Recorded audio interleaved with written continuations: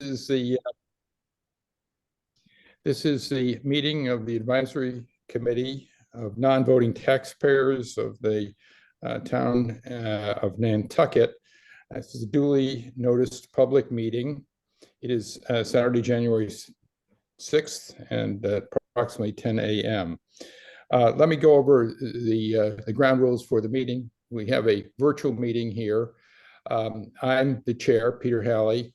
I will recognize speakers along the way. There will be opportunity for public comment. Okay.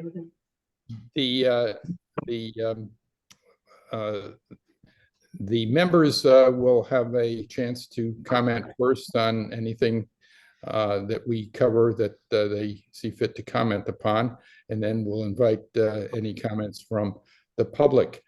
The meeting is being recorded, so just be aware that anything that is in the background on your video will be available for everybody to see and act accordingly.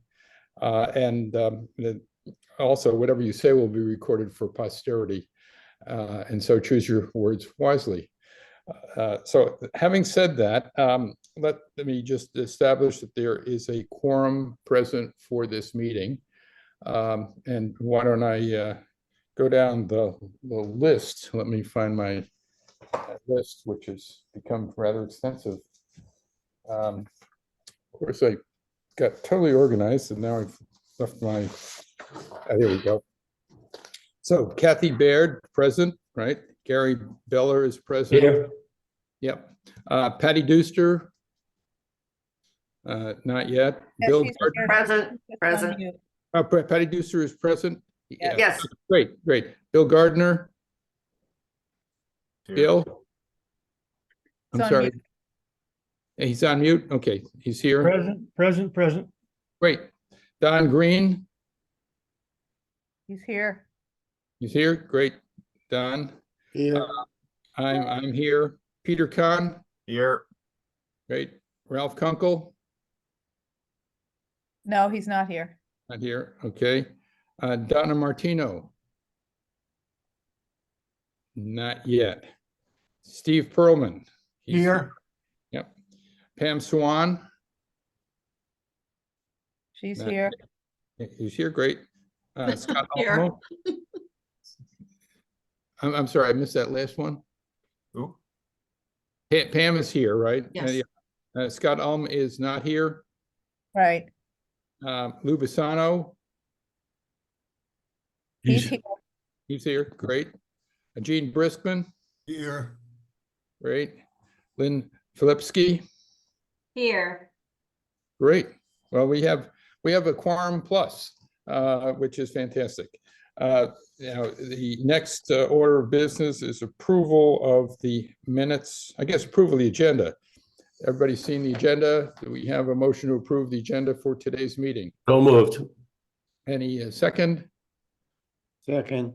All those in favor, just shout out aye. Aye. Anybody opposed? Having heard none, the agenda is approved. The minutes of the last meeting, I understand we have a couple of corrections that need to be made. The first is that Don Green, were you at the last meeting? Do you know, because we have you down as present and absent. I was absent. You was I absent. thought Okay, it started at 10. great. We didn't think you could be in two places at once, but and then Kathy, what other things in The other need of- correction was that I have our number 4, which is approval of the minutes from our previous meeting, and I had the minutes dated October 28th, and it should have been October 7th. Okay, and anything else? No, not that I saw. Okay, so do I have a motion to approve the minutes as corrected? So moved. Second, Second. all those in favor? Aye. Anybody opposed? No, good. So then minutes pass. So it's moving right along. First of all, just before we get to the first matter, I want to wish everybody happy birthdays. Great to see everybody. Happy alive birthday, good idea. and well. Happy New Year. Yeah, it's the year's birthday, right? And I thought that was for me, Peter. oh, is it? Well, happy No, birthday. no, it was Thursday. It was It's Thursday. Thursday. Well, this is great. It's great to see everybody. Peter, one quick thing. Donna said she just texted me. She said she's waiting to get let into the meeting. Okay, Kathy. Do you see her, Cap? No, I do not. Huh, I So- wonder if she's on the wrong link. Wrong Let me text her back. She may also be calling in. Okay. But just let us know, Pam, Yeah. and we'll figure out how to get her Okay, in. we'll get her in. Okay, good. So we'll start out with the Advisory Committee on Bike Safety, an update. Lynn brought this up a couple of weeks ago. And so Lynn, why don't you tell us what the issues are and what you think we should be doing? Sure. So the bike advisory group met, and they don't meet very often. And they were discussing, first of all, whether to make parts of Pleasant Street one way. So you're going to see a proposal that comes through for a month, and they're going to see what it's like to alleviate the congestion at Five Corners. But basically, most of the discussion after that was on changing all the crosswalk signs that say stop when you're on the bike paths around the island. They will all be removed because Massachusetts has moved to something, just calling them crossings instead of crosswalks. So as a driver, you will have to be much more aware of who's entering, and it is up to you, the driver, to stop, and they will not have any kind of marcation that says they have to stop first. So that's kind of a big issue to watch for safety. But they were discussing the revision of the bylaw on bicycles, and the warrant article that is being amended doesn't really include all electric bikes because they haven't been able to come up with an acceptable definition for motorized bicycles. But what they are going to do is, if you rent a moped, a class 3 bike will require a helmet. But the warrant article doesn't identify scooters is the problem, because we all see those on the bike paths, a motorized scooter. So that's going to be considered in a future warrant article. But the discussion also is on the speed of the bike path. And as we've all seen, scooters can go extremely fast, as well as occasionally seeing a class 2 bike that's been stripped so it can go over 20 miles an hour. So they talked about how to enforce this with a radar gun, and they were not aware that a community service officer cannot give a speeding ticket. So they're throwing this to the Nantucket Sheriff to monitor what would be Milestone Road, because they have total control over that. So this is all being suggested, because they have no authority, to the Traffic Safety Working Group, which usually meets the third week of every month. They have not published an agenda for the 2024 year. So I'm happy to follow their discussions on that and just keep us all informed. They recognize they really need a bike safety program island-wide, since we've all seen some interesting situations where the safety of a bicyclist is pretty interesting in the downtown core, and even on some of the bike paths when you have bicyclists as well as scooters on the same path. So I think it's something that we were interested in following long term and having some kind of input as the warrant articles are being discussed when it comes through FinCom. So that's really the extent of what they were talking about. It was Jason Bridges last time on that committee and certainly as chair. So I don't know who will be elected chair in the future, but we will keep an eye on it just because it does impact certain parts of the island and it impacts everyone who lives or visits on the island. Thanks. Pam? Lynn, I had a couple questions. One was Sure. the mopeds. They're not legally allowed to be on bike paths, are they? No, but electric bikes can go almost as fast as if you can go the miles per hour that the street is, that's where you're supposed to be. Even someone who's riding a bike who can go the speed limit, some of those Pelotons, they do not belong on the bike path. It's the scooters. I've seen kids going to school on a scooter that is going 25 miles an hour. So if you're just riding your bike and you're not in an assisted bike, then you've got some issues of safety right there. So the town is trying to tackle how do we delineate and how do we set a speed limit that's enforceable so that an assisted bike at a level 1 bike, that's fine. A level 2, fine. A level 3, not advisable whatsoever.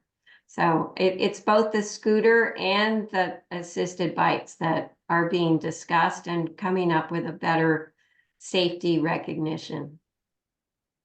Peter Kahn. Lynn, can you put forward on our behalf any suggestions? For example, I'm curious to know whether there's any requirement that bikes have lights on them at night on the bike path. I speak from experience walking a dog at night. You can nearly get killed when all of a sudden this speeding bike comes by you and you have no idea where it's coming from until it's on top of you. That's a law. If you operate a bike at night, you should have a light that's on the rear as well as on the front. So a lot of it is just a recognition of what the law is, because I even corrected the recreation department that said you only needed to have a helmet if you were 12 and under. Well, the law is 16 and under. So they recognize they need a public service campaign. Sconset has always had a bike safety day, and so I told them maybe they should approach civic organizations to run their own local bike safety day or promote it on their own websites. It is a recognition that people aren't paying attention to what the current law is.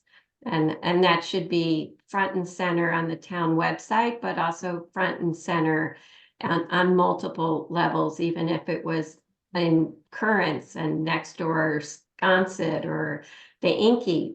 This needs to be an issue that's addressed just for the common good. Lynn, I also, getting back to Peter, can we make a suggestion? If this is hashed out and there are some rules and regulations, do the bike rental shops that rent to tourists who arrive on the island, give them any guidelines? I'm a biker. I bike every morning, and I find my biggest hazard is the tourist who's got the bike with the basket and they just stop right in the middle of the bike path.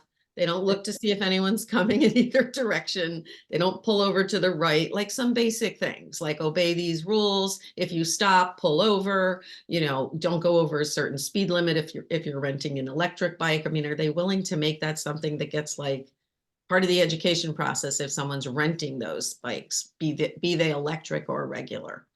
Yes, I think that's already part of it. And the owner of Young's Bikes was on the committee call and they're trying to convince him to be a member of the committee, not just dial in. I don't think he wants to commit to a schedule where, you have to be at the committee meeting, because he's happy to advise, but they do tell them what the rules are, and they do give them a map in most cases. But again, that can be reinforced. You reinforce your employees to make sure they know what they're doing. I've watched when you're on the street where they're teaching someone how to use a moped for the first time. Frightening, just beyond frightening. Yeah. So those are all really good suggestions, and they're very happy to have public comment in any of this. So now that it will go to traffic safety, that is the next step, that you'll see the availability for public comment, including our group. Patty? I was just wondering, does anybody have any ideas about requiring some form of licensing just so that these points can be made when, a 16-year-old, a 12-year-old is on a scooter or whatever that's motorized? Wouldn't that at least be in a data bank somewhere then? And the schools can have programs to, if you want to get a license for the scooter, you have to go through some kind of class. But that would be a state law, which it is not required. So We the can't do a state- county, we don't have a county ordinance. You would have to have it, if you approved it, then it would have to go to the Attorney General of Massachusetts to approve it, because you have created an additional requirement, is what I think I remember. Please correct me, anyone on the committee, but that's a different level of legislation, so it would be a warrant article. Thank you.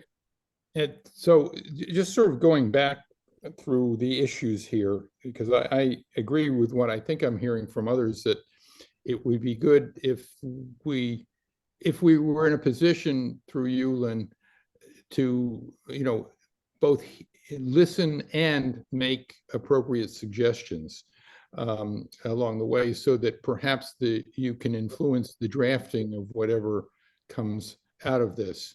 And I guess you could do that even without saying anything in a committee, but talking to others on the committee. The first issue you brought up was the issue of removing signs on the bike lanes. And I must confess, as a car driver, I am always confused. I have a general idea as to who has the right of way, probably the pedestrian. But when it comes to bicycles on the bike path, as I understand it, the bikes also have the right of way.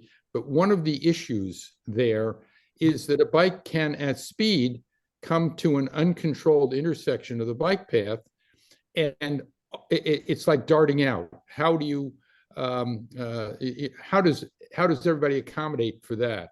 And so it seems to me that there are some places where there are not automotive stop signs, where there's just a chance of accident, because people on bicycles, probably having the right of way, going 20 miles an hour, and it's almost a blind intersection, and they're out of there, and the car doesn't have a stop sign, and we've got a problem.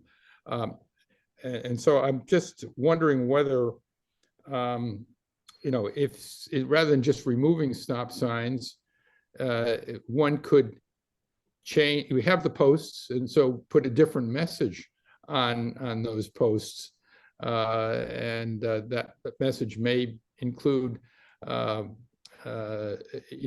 yield right of way, or careful, there's no stop sign here when you're crossing this, or something to alert people to the fact that there's a chance for a really terrible mishap that nobody wants. And it's not a matter of somebody insisting in the right of way. It's just a matter of people being adequately warned that there's a problem coming up.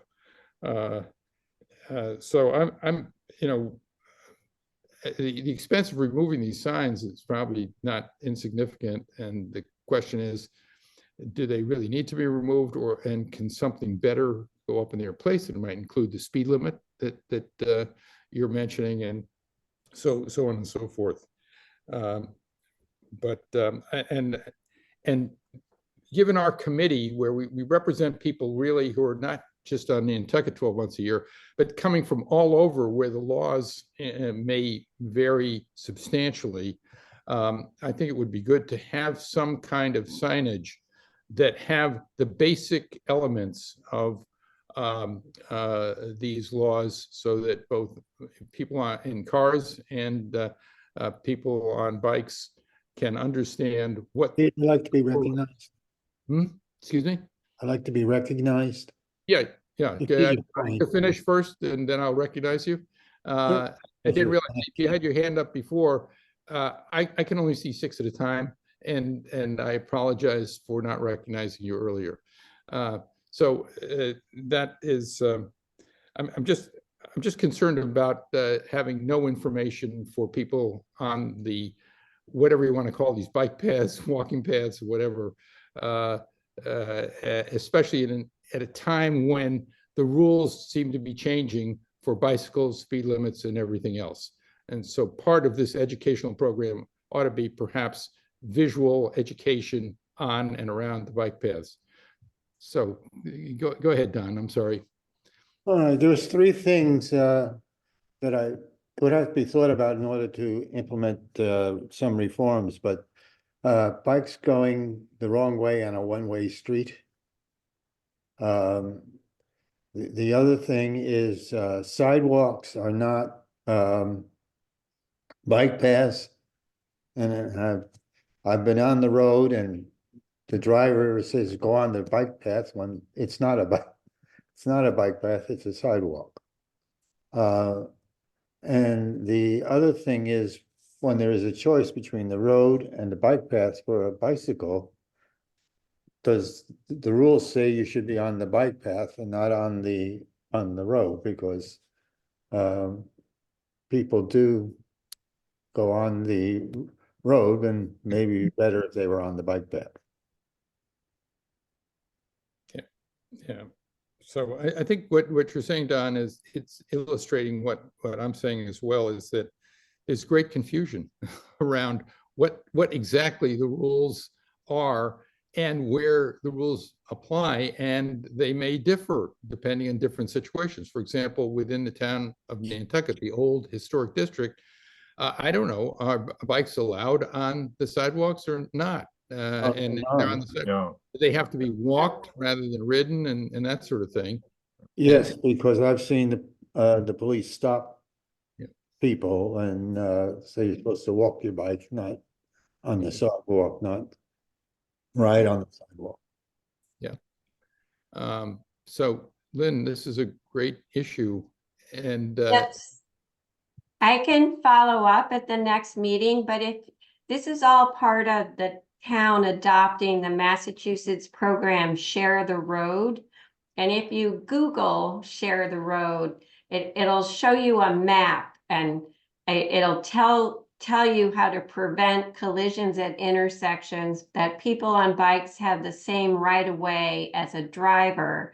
So for right turns, you check your mirrors for blind spots, and then you merge. It's all dependent upon everyone being aware. But as we all know, bicyclists tend to think they come first. And I think your suggestion for having some kind of signage at an intersection that may not say stop, but says caution. I think a lot of times when they said, we don't want to draw a paint line anymore on the bike path that says you're going to stop, is expensive for the DPW to maintain. So I think this came out of a kind of labor deployment issue, but because in Sconset, they stopped painting them years ago. I know Pam probably notices it up by her house. And the DPW years ago said, yeah, we're talking about maybe putting in a bump, so that, or a rumble strip. And then they didn't do that either. So it's really a question of, let's come up with the safest way to transverse all these streets, knowing that a bicyclist isn't going to stop at every street. They just don't. But at a major street, like going off to Eel Point when you're coming from Matticat, and that cross section is a very tricky cross-section for cars, bikes, and people, that people are just going to have to learn how to be a little bit more cautious, all of us, cars, bikes, and people. So I'm happy to bring that up at the traffic safety group when they're discussing, because remember, this is the bike advisory committee suggesting that this is not, I think the town is already starting to take out stop signs, but everything else is still, you still have the possibility of creating caution signs, I think. Yeah, good, good. Is there any thing that Peter, you, Peter, why don't you Eric. switch? I have a suggestion for you, Peter. Yeah. Why don't you go to switch to gallery view so you'll see 12 of us instead of 6 of us? You go to okay, the upper right-hand corner. If you Don't click know on if I- gallery view, you might actually see who has their hand up. so I'm looking, I'm doing view. Don't you see gallery view up there? There's usually 12 dots. It's a right-hand corner? Yeah, right-hand Hey, corner. there should be a variety of views, under views. Yeah, I'm looking at views, but mine. Click on view, There's click on gallery view. view or speaker view. Click on view and then a drop box comes down, Peter. Yeah, And it'll have to say, right top. Click on view in the right top. But it's on the right-hand side of my screen, you're telling me.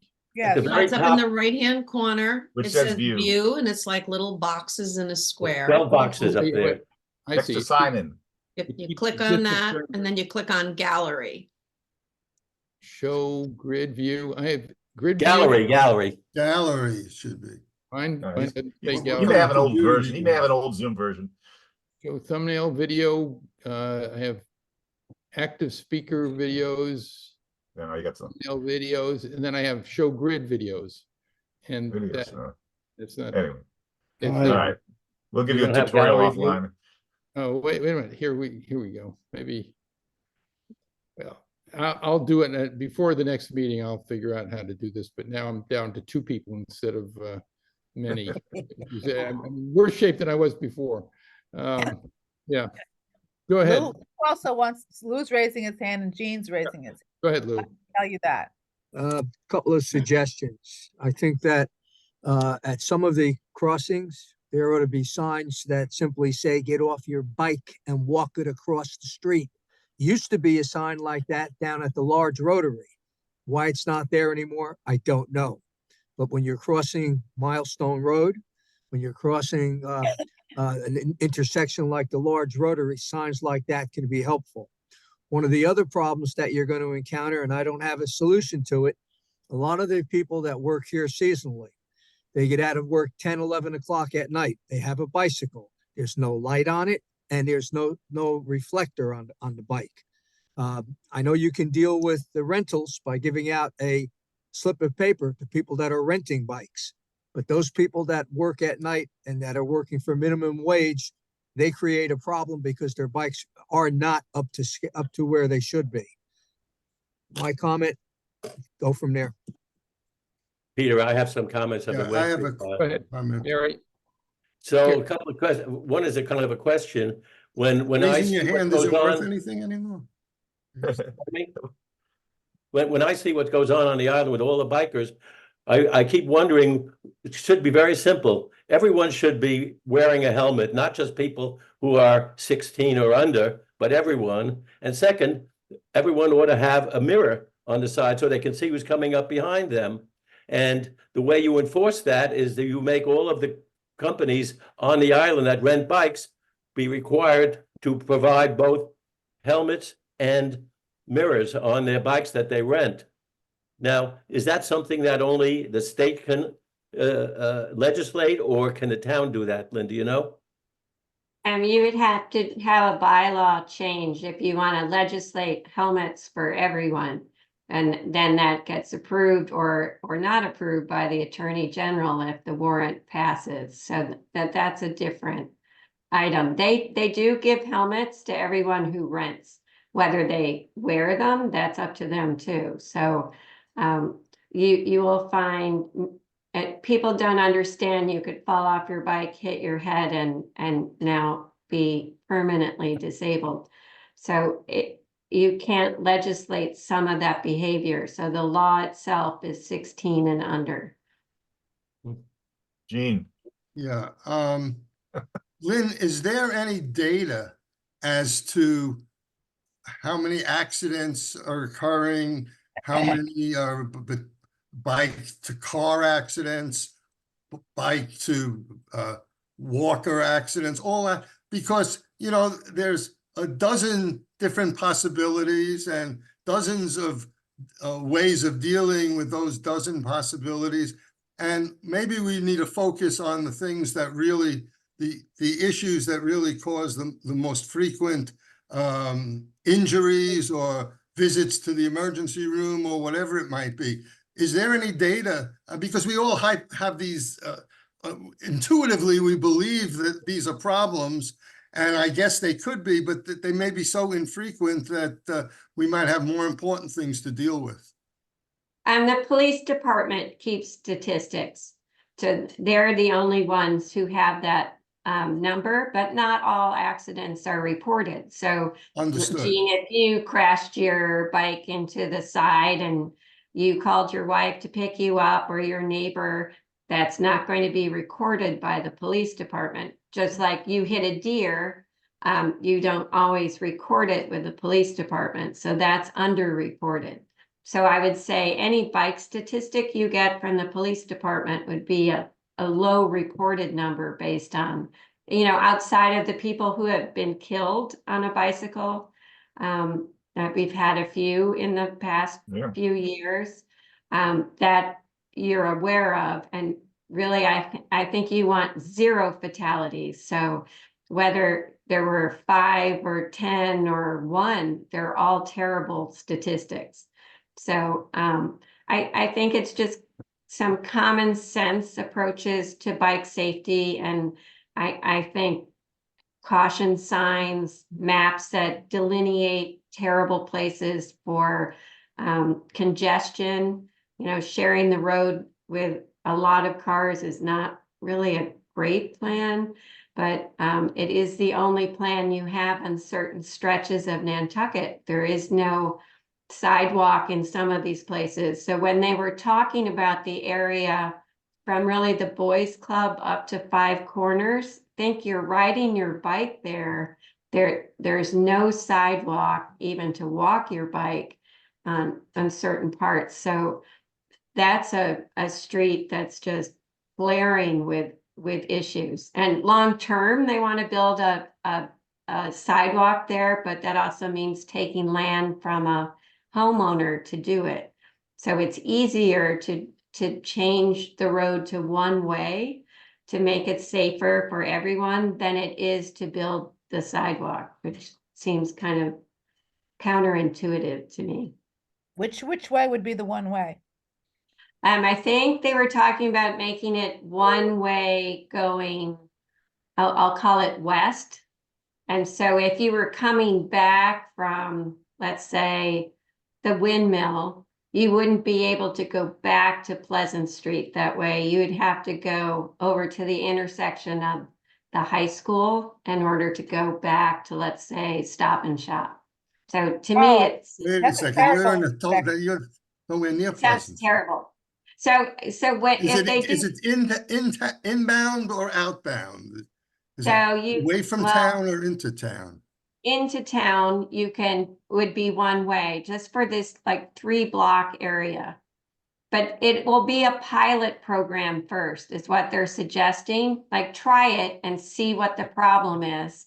And I think the idea would be to try it in May. Well, no one's really here yet. So I'm sure it's not going to be a problem. Yeah. So that also has to be approved by traffic safety, but traffic safety, then you remember, has to go to the select board or make a sidebar to the planning department. So just because traffic safety says that's a working group, they don't have the authority to change the law either.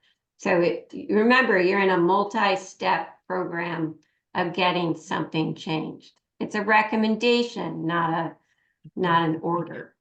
Hey, Lynn, I just brought that website up, and obviously I can't read the whole thing while we're having our Yeah. meeting. But it looks like there are some intricate rules and regulations, and there are some very specialized signs that show blind driveways and intersections. And my Right. concern is that Nantucket takes down all these stop signs before they've implemented the rest of this.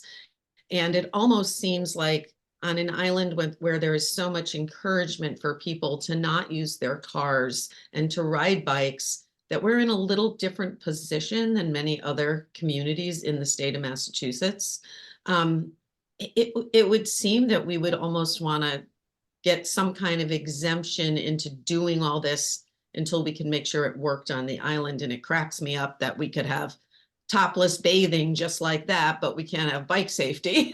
So, I mean, I just don't know if there's any way to skin the cat that leaves the stop signs up until we're ready to have some other signage or some other, you know, cautions in place.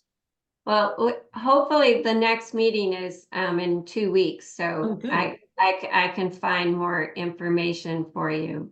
It's just, you have to remember the island government, they hate signs. They wanted a couple years ago to eliminate every speeding sign, because everyone should know that the speed limit is 25 miles an hour, and only mark those places where it is not.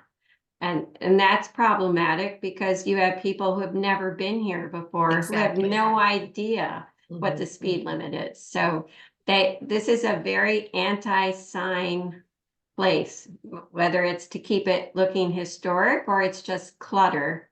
But the state got to do whatever they wanted on Milestone Road, if you remember, with a zillion signs, where the complaint was so loud that some of them were taken down. But that is an over signage street. But I totally will understand, we do need signs for certain places, and all of you seem to be on that same page. So that's clearly something I can easily communicate to the next level as we go along. I think that that's very good, because I think you've just encapsulated what I think is the sense of this committee, is that everybody's concerned about the bike safety issue, and everybody believes that any changes need to be well communicated and well thought out, and not done piecemeal, is the way I'd put it. And we are very supportive of whatever they can come up with to increase bike safety on the island. Okay. So then we'll move along to that. So the next item is the special town meeting discussion. I'm wondering whether we can combine that with the review of the annual town meeting citizens warrant, because it's sort of part of a piece. And I'm not sure exactly what we have in mind about the special town meeting, other than to say, and maybe Kathy, you can chime in on this, that the big issue at the special town meeting was short-term rentals. And we end up at the end of that special town meeting with no action having been taken, essentially. And so there are now I think two competing warrants that are in draft form. I guess they have not been approved at this point for the 2024 town meeting dealing with short-term rentals. Is there anything else about the special town meeting that we need to know about? And just that one of the articles did pass, and that was Article 3, Mhm. which is an additional tax that like an excise tax to be put on owners that have more than one short-term rental, so 2 or more. So there's an extra tax that would come. It's called the community impact fee. So it was part of the original Massachusetts legislation as an opt-in. And at the time, Nantucket didn't opt in. There's 2 of them, and they opted in on the one. There was Article 3 and 4. They opted in on the one which puts this additional money. I forget the percentage. I think it's 3% or something like that. 3%. Right into the town general fund. So they could have either forced part of it into affordable housing and the rest into the general fund, but the vote was to put it in the general fund, all of it. And so that, that doesn't have to go to the Attorney General because it was already, it's already law that you can opt in on. So I think that will go into effect this year. The interesting thing is that one of the citizens articles, I think it's Article M, which is now gonna come before town meeting in the spring, would make one or more than one STR illegal. So that seems like going against what the town just voted for. So that, I think that's somewhat of an anomaly or an issue with that particular one. But the other thing is, as far as the STR articles, there's basically Article M, which is a standalone bylaw, and it says no grandfathering, no commercial, and no more than one STR owner, essentially. And no parties with tents or loud music can be permitted. That's what that one says. And then Articles P and Q are just like watered down versions, if you will, of Articles 1 and 2. So 1 is the general bylaw, and it says grandfathering of commercial, but other than that, no new commercial. That's pretty much all that it says you can't have. And then in the zoning part of it, which is Q, it changes the definitions to say short-term rentals are not considered a commercial enterprise in a residential area. That's to stop the lawsuits. And then it says that basically all rentals are not, no rental is considered a commercial. So no matter how long the rental is, an annual rental is not considered commercial either, because there's no protection for annual rentals either. They could be considered commercial and somebody could sue that owner. So that's what's in the zoning law. And it says that they're a legal permitted use in all residential zones, as long as they follow all the rules of Chapter 123, which is the town law. So those are the things that are on the table.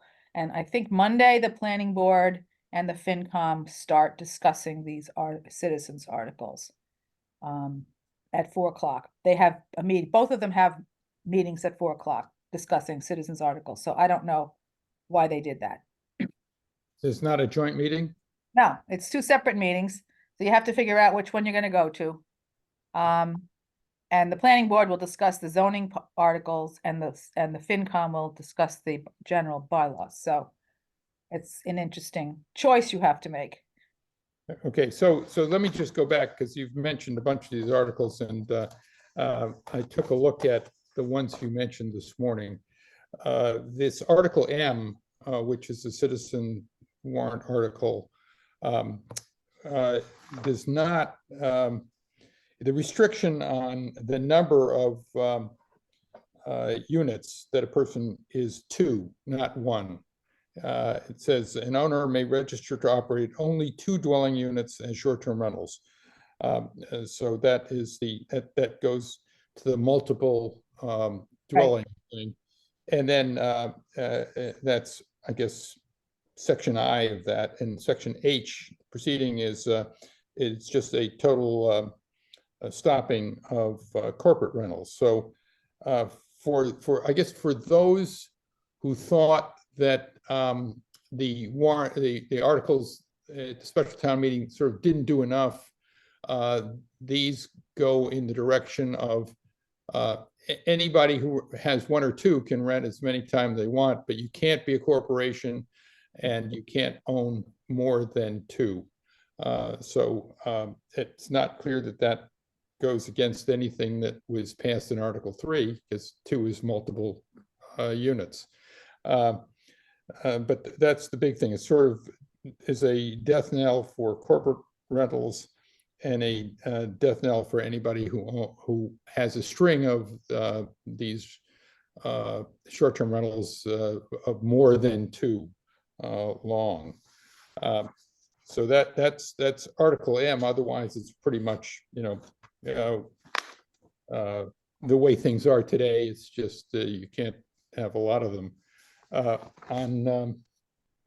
Excuse me, just 1 minute here. Yeah. Somebody just joined us that's on an iPhone, and as a public meeting, we have to have a name associated with that, or we can't let you stay in. So whoever's just logged in as iPhone, can you please put your name in there so we can see it? Otherwise, we have to remove you from the meeting. Thank you. Kathy, I'm hoping that that might be Donna trying again. She's having trouble with her computer. I Mhm. suggested she try her phone, so let's see if she. She was already in. I let That's her so in. strange. Yeah. I know. I She's saw in that. and then she's back out, yeah.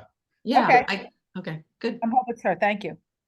Yeah, so so that's Article M, and as you say, Article P is P and Q, I guess it is. You have to mind your P's and Q's. Is a watered down version of the other two, and a little bit simpler to understand, I think. The main issue for us with respect to all these is that neither of them or none of the three discriminate against Non-voting taxpayers. non-voting taxpayers. Thank you. So I think that we're just sort of standing back, and if anything, if these end up in the warrant, what we might do is what we did last year, which is write a letter to the moderator and to the town council, just reminding them of the dormant commerce clause issue, should there be an attempt to amend the articles in a way that would raise that issue. Patty just has a hand up. Yeah, and that's the way they handled it last year, and they were prepared that way, and an attempt was made, and they quashed it. Patty, you. I'm always on the bandwagon to get our committee more vocal and our presence known, because we represent a huge part of the island. And the Q, the zoning thing, is really concerning to me. I just feel like the more voices heard by these committees who are discussing these warrants, make them think twice or think harder about the ramifications. The zoning thing, where they're talking about making just about any rental zone free, that, corporate rental can be in a residential. I would like to see our committee have a voice to that, even though it's in the early stages, and make sure they understand that there is a major undercurrent of opinion on the ramifications of that. Okay. So let me address that, because I was remiss in not fully explaining Stephen Cohen's Article P, I think it is, and his is also Article Q. And Q is the zoning article, P is the general bylaw. And so if you take Cohen's P and this other person's G, I think it is that the other STR? G, yeah. So Article G just says no corporate rentals, period, end of story. Article M, the Cohen article, it takes a different approach. It grandfathers existing corporate rentals, but also then says, I believe, that when that corporation goes to sell that rental, it can no longer be a corporate rental. So it's a softer approach. And so the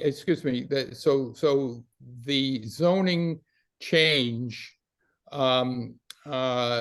would, depending on which one of these general bylaws is adopted, or maybe none are adopted, the zoning change would, and that zoning change also says pursuant to the general bylaw. So the general bylaw will govern on whether a corporation can rent or not the zoning change. The zoning change just would enable corporate rentals if the general bylaws allowed them. And, well, anything that protects our zoning, I think it starts in zoning, in my opinion, and you can get around an article by depending on how many of your friends go to the town meeting, but the zoning thing seems like it wouldn't hurt to have a voice, talking about how devastating and dangerous that would be. Yeah, well, I don't have a, the issue would be, what would we say? We would Well, it's need not, a motion and what is it that we would want to say? And Well, first of all, in terms of communication, obviously our committee, people aren't on island, so it's generally a letter to be read at a meeting that they're having, and stating that the zoning, is a huge bottom line factor in terms of corporate rentals, and to change zoning in any way is a basis for probably more problems, not less. So I'm just saying, as a committee, we rarely, in my estimation, do we voice beyond the room here. And I think we do need to do more of that. So for me, it would be, let's do it with zoning, but I'd like us to see on well, any issue really doing more vocal. what I suggest, so what I understand what you're saying is you think that we should say something at the town meeting. No, I'm talking about in these meetings, they're starting to look at the warrants. So they're having these meetings for the next 2 months. And I'm saying that make our presence known, 85% of the people are watching you. And this is pretty much what we understand. People are very adamant about not changing any zoning rules to allow corporate, rentals. So I'm just saying this and many other issues, let's just tell them what the thought is of 85% of the people who pay taxes. So let's be more vocal. I don't think that's our issue, Peter. Our Okay. issue is discrimination against non-voting taxpayers, and nothing so far that has been proposed does that. And therefore, what you said initially, I think is correct. We don't say anything unless we have a letter that says, if there's going to be any discriminatory changes, then we have a voice to But say. I would think, I don't think we should be talking about corporate ownership, as long as it's not a discriminatory thing on behalf of our constituents. but I don't know, I guess maybe I'm off base here, but I kind of feel like we're supposed to be representing a huge portion of the island that doesn't get any vote. And if this group doesn't speak up, where is the voice of so many people? I would not like it if a corporate home next to me or a home next to me turned into a corporate rental. So like a voter, I want to make my voice heard. And isn't this what the origins of this committee was for? Patty, the either of those citizens articles stops new corporate rentals, but it's done in a general bylaw. You cannot do it in a zoning bylaw. That I think is part of the education process. You can't say who can own property. You can only talk about how it's used, and that's governed in a general bylaw. So both of those bylaws that have been proposed say no new corporate rentals. One says no corporate rentals at all, regardless of what zoning says. And the other one says existing corporate rentals, short-term rentals can exist, but no new ones. And over time, as they're sold, they can't be. It would slowly go down. So, but it's just not done in the zoning the way. So I think what you want to see is what is being proposed in either one of those articles. Okay, so I think at this point, there's one, this issue can come back up, I think, but there needs to be a proposal and a motion and, all this for us to take a position. And I'm not hearing, at least today, that we have a consensus on this issue, given what is before the town, what we think is going to be before the town meeting in these 3 articles. So why don't we move on from that? But it's certainly, if you want to bring this up at another meeting in the future, but I think it needs some great definition of exactly what our position is to be. There is one other issue. I guess there are two other ones on this on the warrant, the proposed warrant now that I've highlighted. One is issue G. I mentioned this before using the wrong one. The equal access to vehicle rental medallions. And I think that one has a dormant commerce clause issue. I'm not sure it's of particular interest to us. I don't know if anybody wants to get into the car rental business here, but one of the provisions in Citizen Warrant Article G, which is to basically reallocate all of the medallions and to create more medallions in order to take some of the pressure off the ferry that would then not have to bring as many cars over and back, has to do with the priority, with the distribution of available rental medallions. And it says the priority of distribution and redistribution of available RVMs, which are vehicle rental medallions, shall be given to Nantucket residents and Massachusetts-based businesses and corporations holding less than 50 RVMs. Any remaining RVMs shall be distributed on a first-come, first-served basis from the wait list. I think that's possibly a dormant commerce clause violation, just like the ones that we were concerned about in the short-term rental area. And what I would propose to do, either as the committee or just as an individual, is to drop a line to the select board on that issue and the town council.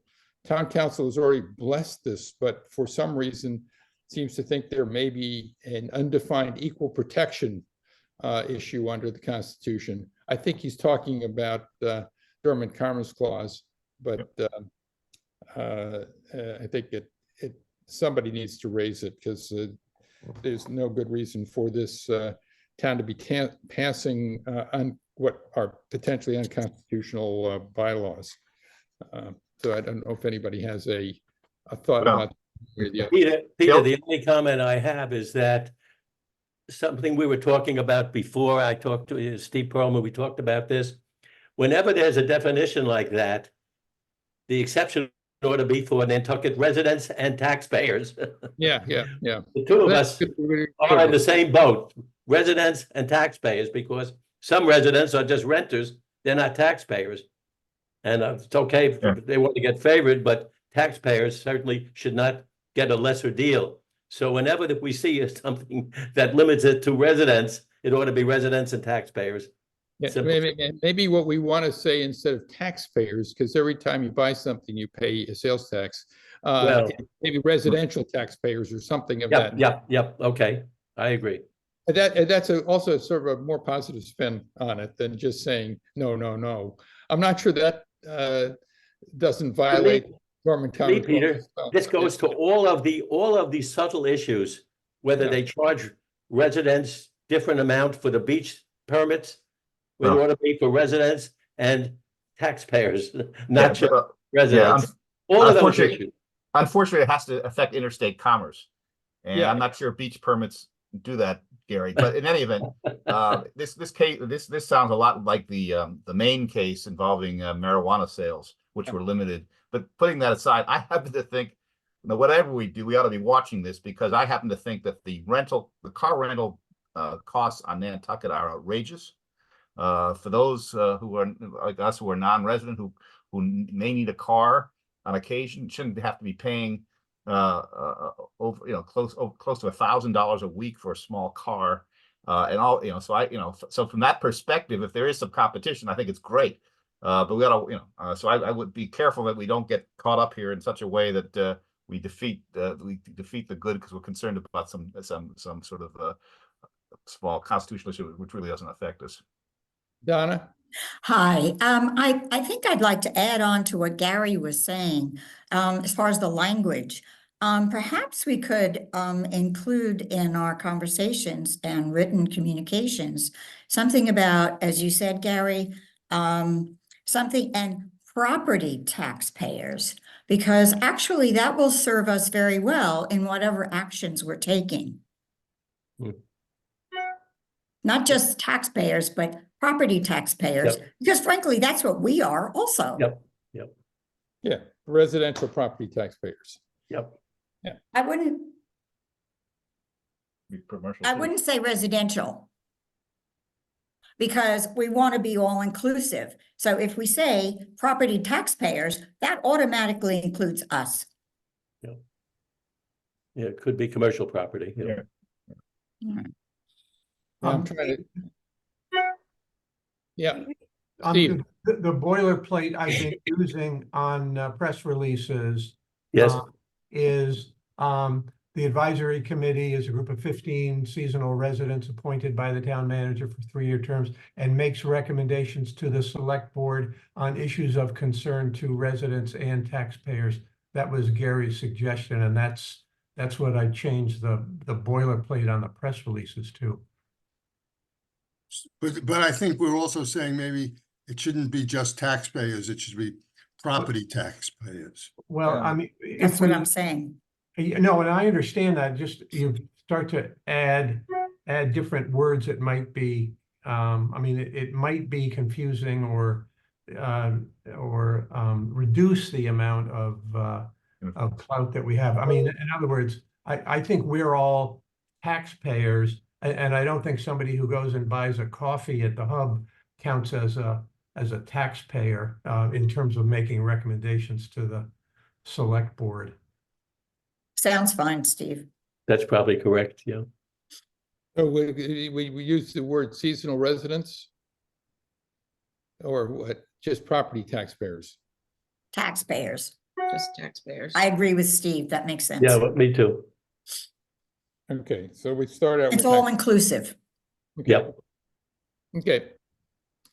I'll write up something very, very short because I don't have a lot of time. By the way, I have one comment on it. I don't think we should take a position on the car rental thing necessarily because unless it's on this issue of discrimination.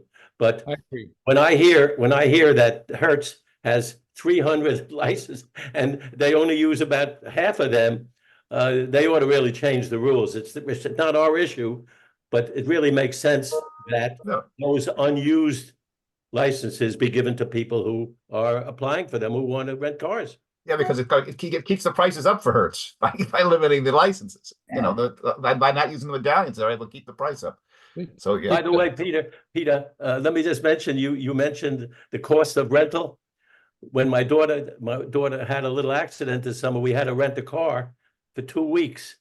My insurance policy, it's an old policy, provided only $25 a day for 30 days. And we got a small, tiny little car for her and her family, right? Cost $199 a day, Right. Believe me, I know. $199 a day. Unbelievable. Yep. Oh, my goodness. Most expensive accident she ever had. Right. The burden on- Unbelievable. the burden on Grant Point property owners is just horrific. And they also, this rule would include, like, if you allow your renter to use your car, that's also illegal. Well, what it's really going after, is this group of private car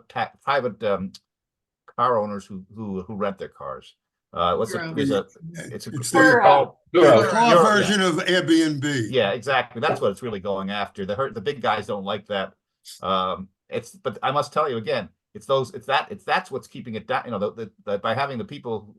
I'm sorry, what's the name of it again? Turo. Turo. Turo, right? By having Turo, that's at least trying. They're the ones who are trying to keep the price somewhat reasonable. Although even there, it's high.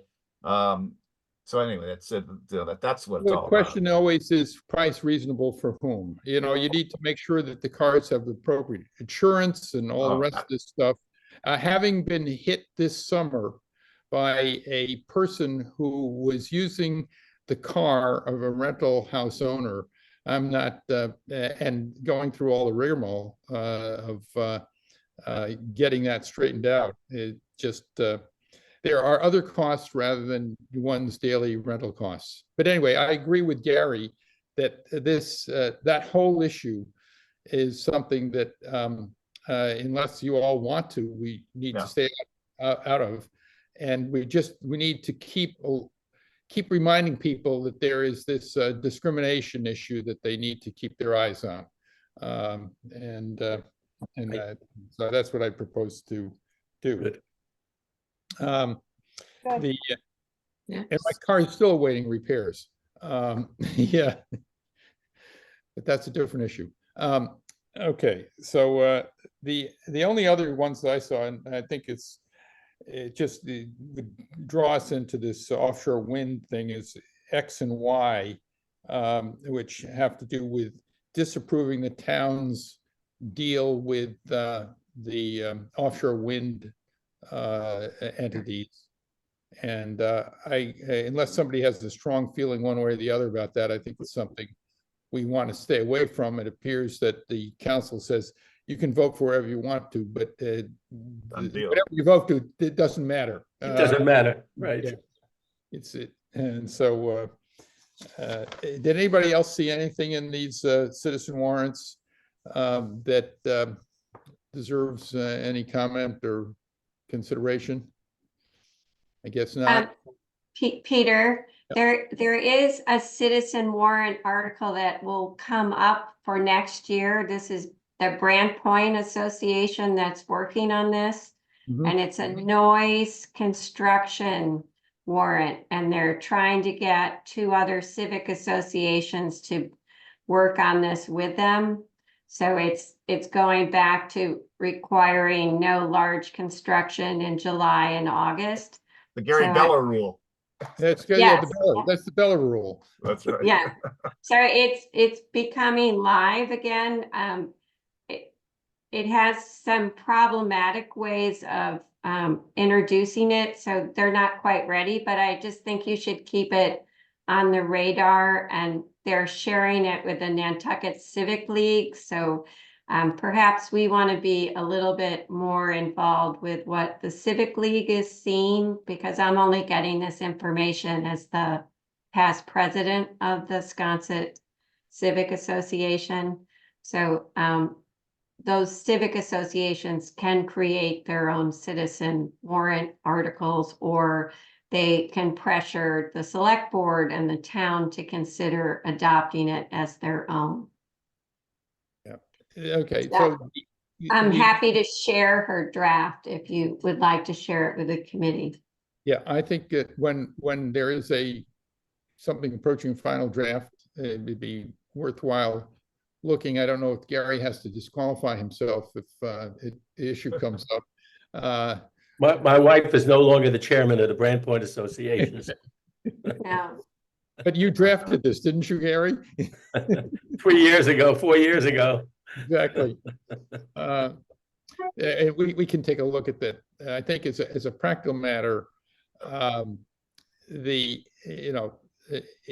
long as we have a town meeting form of government that's unlikely to pass, because that'd be people voting to take away their earning ability during a large amount of time, depending on how it's worded nowadays.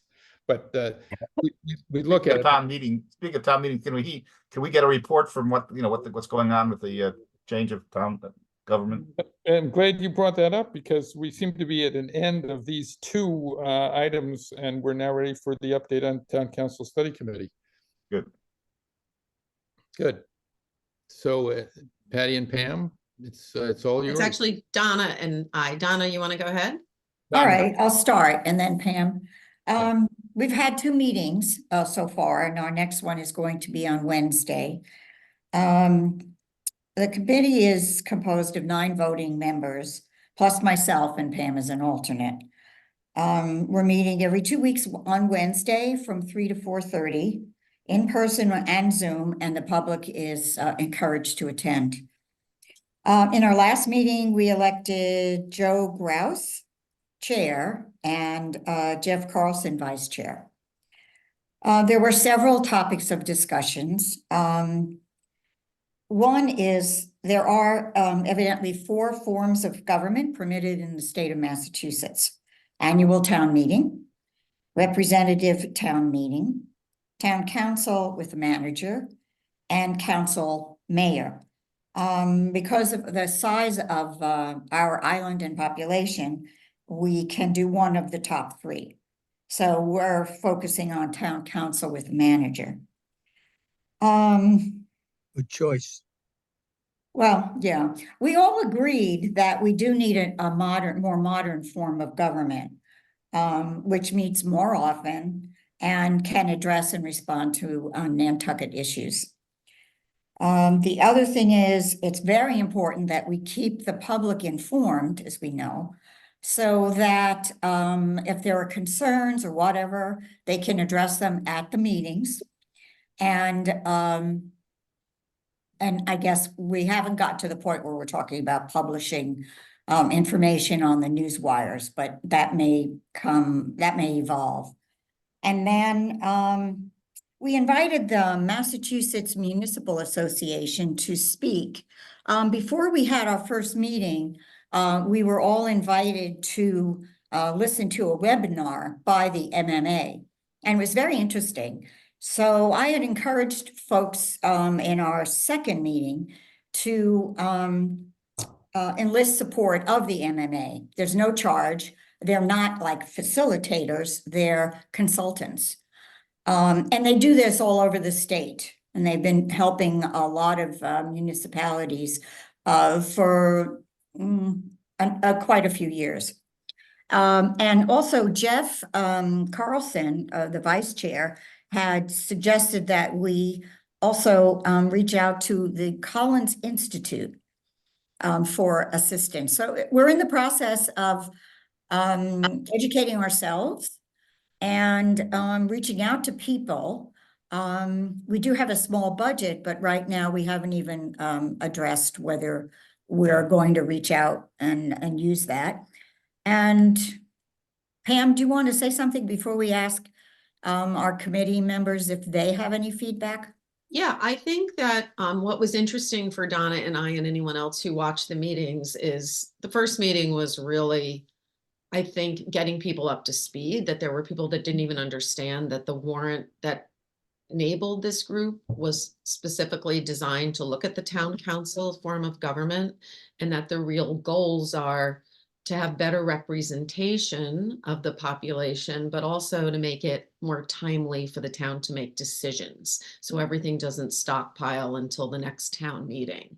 And I think now, Donna, and I think we agree that the group is a little more up to speed on that being the focus, and that we don't have to reinvent the wheel, because other municipalities in Massachusetts have gone through this. And that's why this MMA group is so helpful. They are towns that have taken the next step.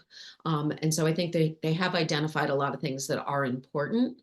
It's just kind of keeping the ball rolling and getting the information out there. And I think there will be tough questions, like how many council members would really best represent the island and how do they structure it? But we haven't gotten anywhere near there yet. No. And this is such a new process, and we're fully aware this may or may not even get to a town meeting, but we're focusing on 2025 as far as a town meeting, if we get that far. So it's a process. It's very interesting. But I'm curious if you folks have any questions or anything we can relay, because we are meeting every other week. Can I say something? Louis? One of the suggestions that I'm going to have is, as you start to explore the different choices for town government, that you also inform the public as to what responsibility that new body will have. What will be taken away from the town meeting and handed over to the new elected officials. I think that's important. And I think you should keep the public informed on that. And I certainly, as a member of the public, would appreciate that information. Thank you, Louis. Yes, we realize that it's very important to reach out to the community on a regular basis. And the more people know about what we're trying to do, I think the more interest will be developed. And hopefully we will be successful. We'll see. I'll just give one more comment. Keep Sure. it simple. Keep it simple. We're going to try. Thank you, Louis. Anybody else? Comments, concerns, Yeah, thoughts?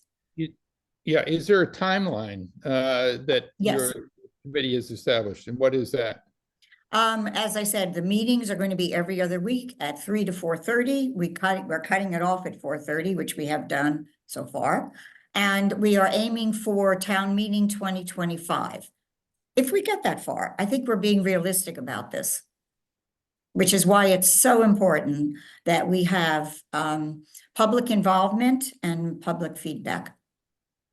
I think you're right, though, Louis. One of the most important things is that the general population of Nantucket that would come to town meeting feels that they will still be represented appropriately by a town council member. And that's why I think how the councils, I grew up in a council mayor town and actually was very, very aware of what was going on because my mom was the clerk of that council.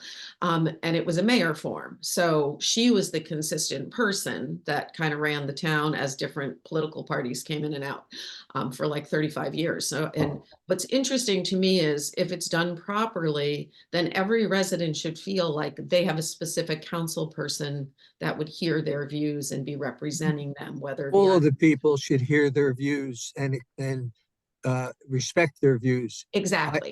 I was served on a town council of 50,000 people. Yes. I served one term, hated government, went on to 28 years after that in the New Jersey legislature. But I believe you keep it simple. Mhm. I don't like the idea of wards because wards, people who are serving in those wards are very partisan. I like people being elected at large. We're not a big community. No. I'll give you my opinion, and we may disagree or we may agree, but worked very well. The council that we had, one of the 5 members was appointed as the chairman. They called him mayor, but was the incorrect title. But he was the chairman, or she was the chairman. Mhm. Thank you, Louis. I think we do want to head in that direction. That is our goal for better representation. And Peter Halley had a suggestion. We were having a conversation before even the very first meeting. And he said, well, we could, possibly just slide everybody over from the select board to, part of the town council. We're not there yet. We're really just beginning, but we're doing this in earnest. So we'll see. Yeah. Thank you, Louis. Patty. Just a minor point. Maybe you're not ready to go to vote, obviously, for the 24 town meeting, but I would ask that maybe you ask for some time at that town meeting to present some way, shape, or form, just to keep the talk and the concerns, right out in the open. So consider 24 town meeting as, your precursor. Thank you, Patty. Yes, we will. And as I said, it's very important that we keep Nantucket's population aware of what we're doing on a regular basis. We haven't established that network yet, but we would be doing that on a regular basis once we compose our address to the public. Yes, Kathy.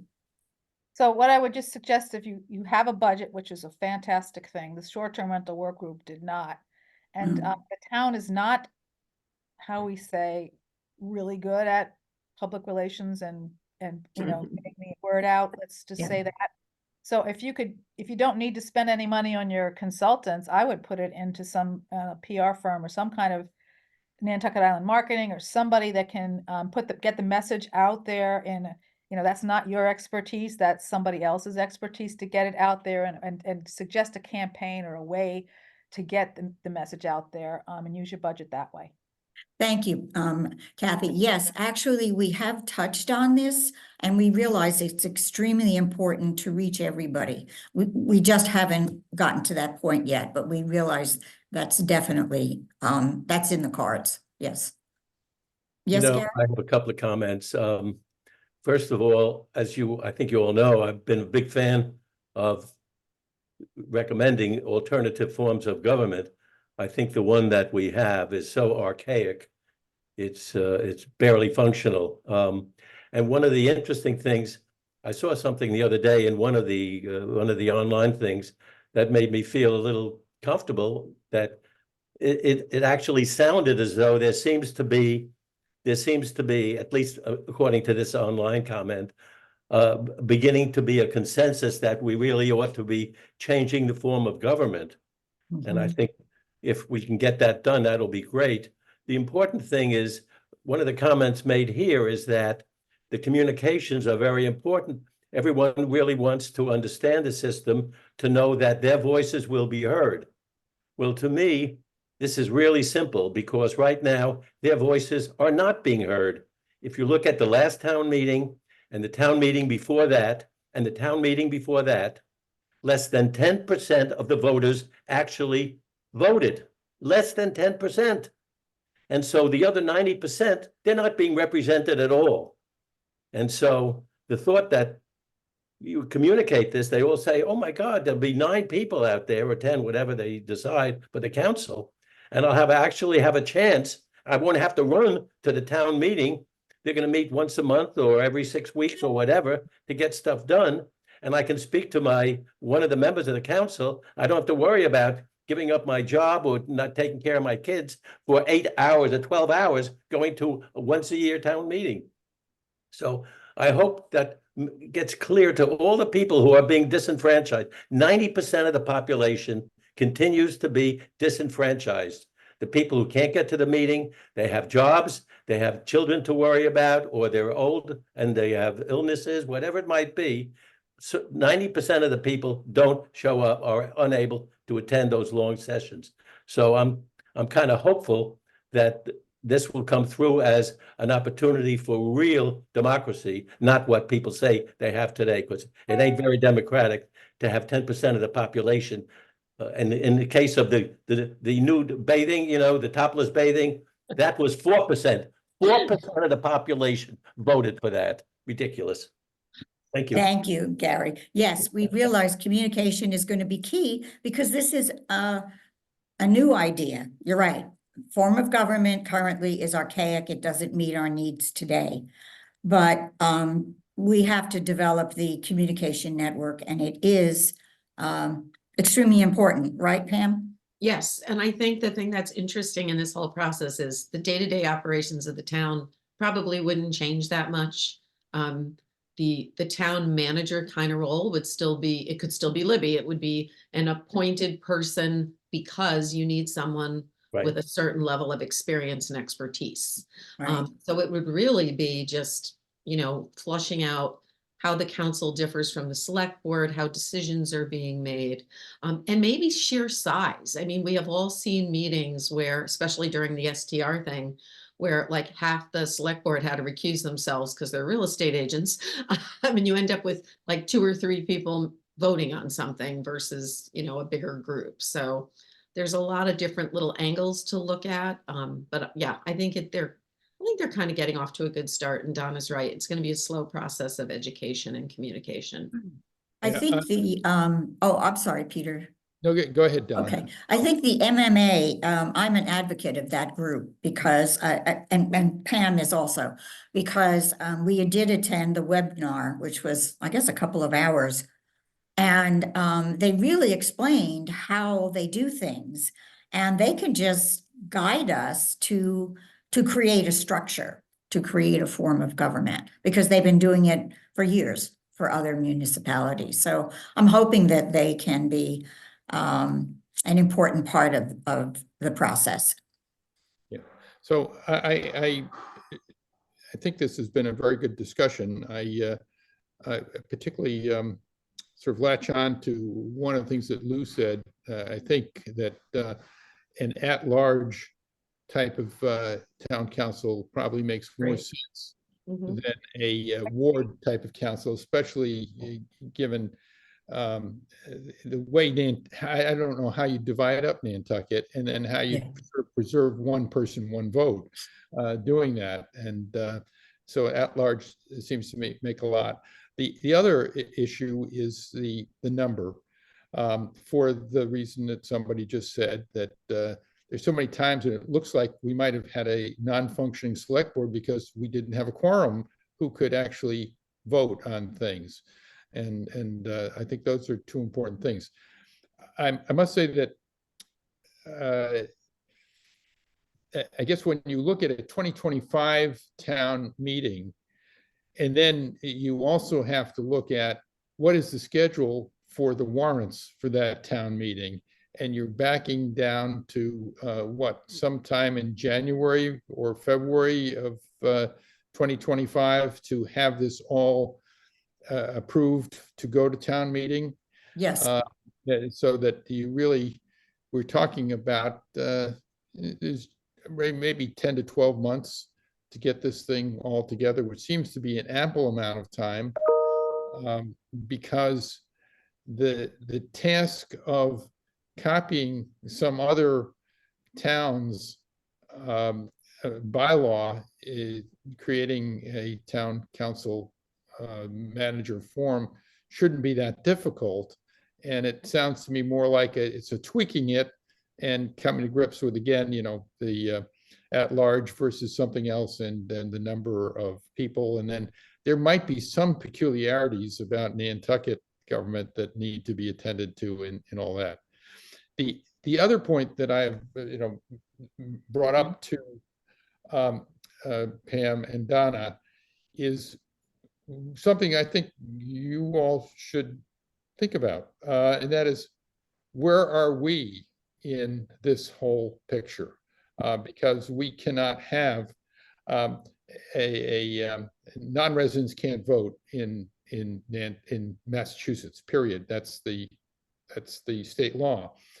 And what I was suggesting, and I have suggested now, is that the current bylaw enabling this committee as an advisory committee of the select board, I think should be, edited, but not fulsomely rewritten, basically to provide that this new form of government also have an advisory committee of non-voting taxpayers in basically its current form.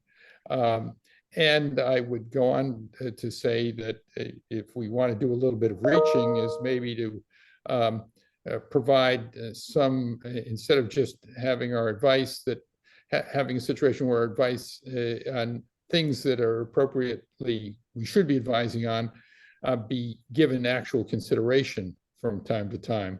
And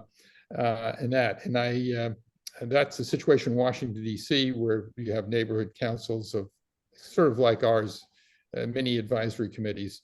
And I provided language to them that they might consider as being appropriate.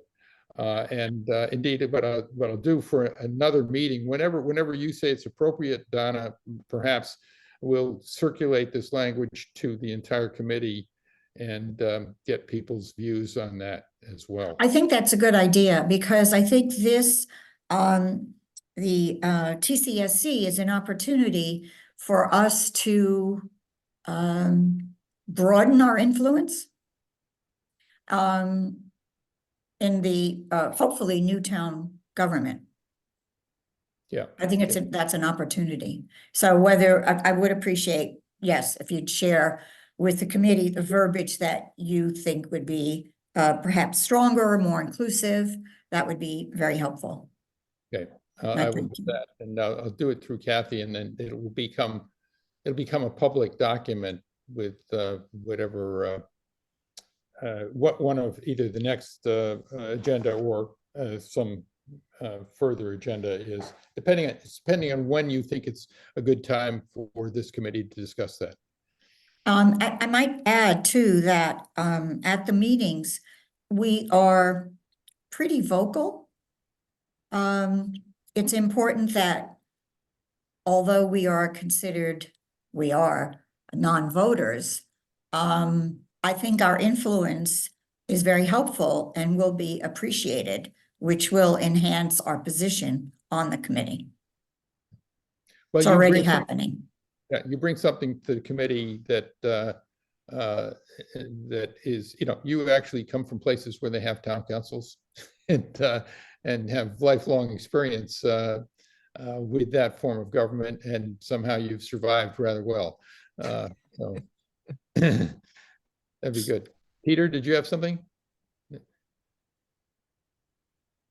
No, I was just looking at the clock and Okay. Well, what did you see when you looked at it?